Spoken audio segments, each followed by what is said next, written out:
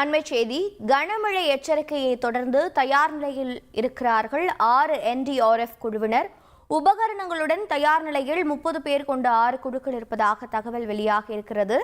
ஏற்கனவே ஒரு குழு புதுச்சேரி மாநிலத்தில் தயார் நிலையில் உள்ளது. மேலும் விவரங்களை செய்தியாளர் ரமேஷ் வழங்கிட கேட்கலாம். ரமேஷ் வணக்கம். இந்த 6 குழுக்களும் எந்தெந்த பகுதிகளுக்கு சென்று மக்களுக்காக மேற்கொள்ள இருக்கும் பணிகள் என்னென்ன விவரிங்க. வணக்கம். தமிழகத்தில் பல மாவட்டங்களுக்கு கனமழைக்கான எச்சரிக்கை கொடுக்கப்பட்டிருக்கக்கூடிய சூழல்ல தேசிய பேரிடர் மீட்பு படை தயார் நிலையில் இருப்பதாக அரக்கோணத்தின் தலைமை அலுவலகத்திலிருந்து தகவல் தெரிவிக்கப்பட்டிருக்கிறது.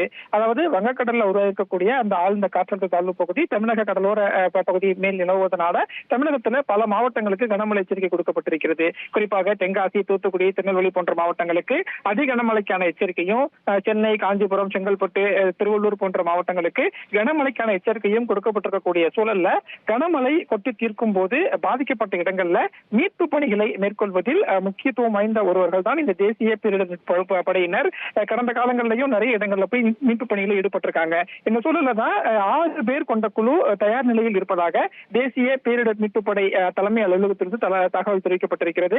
ஒரு குழுவுக்கு 30 வீரர்கள் என்ற அடிப்படையில் 180 வீரர்கள் தயார் நிலையில் இருப்பதாகவும் தேவைப்படும் மாவட்டங்களுக்கு மாவட்ட நிர்வாகம் கேட்டுக்கொண்டதன் அடிப்படையில் அனுப்பி வைக்கப்படுவார்கள். அனைத்து உபகரணங்களோடு தயார் நிலையில் இருக்கிறார்கள் என்று தேசிய பேரிடர் மீட்பு படையின் தலைமை அலுவலகத்திலிருந்து தகவல் என்பது தெரிவிக்கப்பட்டிருக்கிறது. விவரங்களை வழங்கியதற்கு நன்றி ரமேஷ். செய்திகளை உடனுக்குடன் தெரிந்து கொள்ள உடனே சப்ஸ்கிரைப் பண்ணுங்க.